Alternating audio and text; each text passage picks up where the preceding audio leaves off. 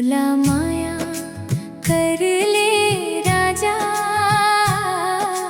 तोर संग जिए बर चाहव।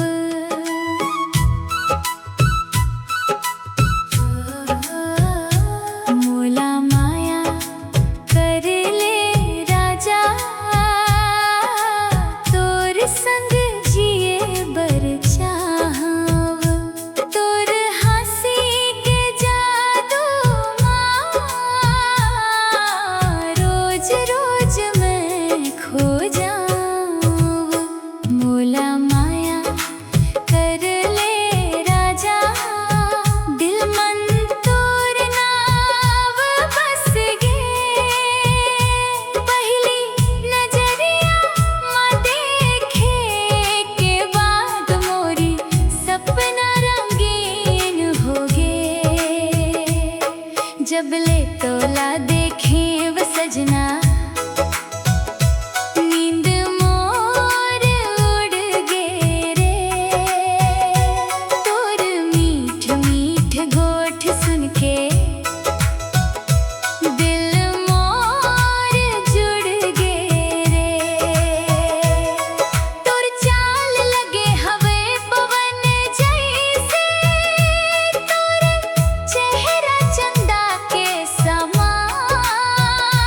तोर माया माँ डूबत जावत हव, अब नहीं चाही मोला जहान।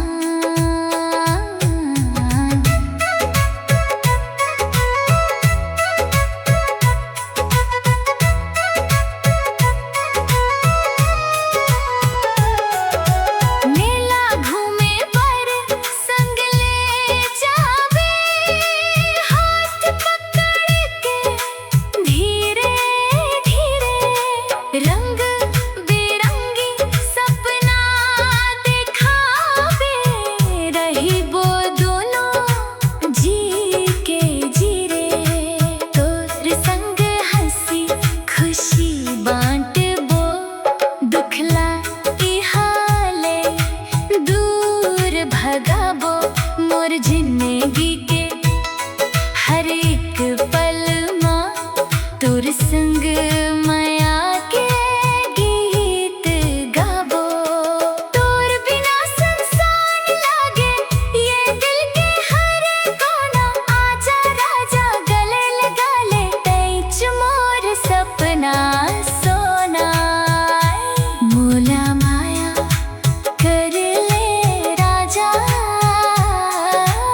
तोर संग जिए बर चाहव।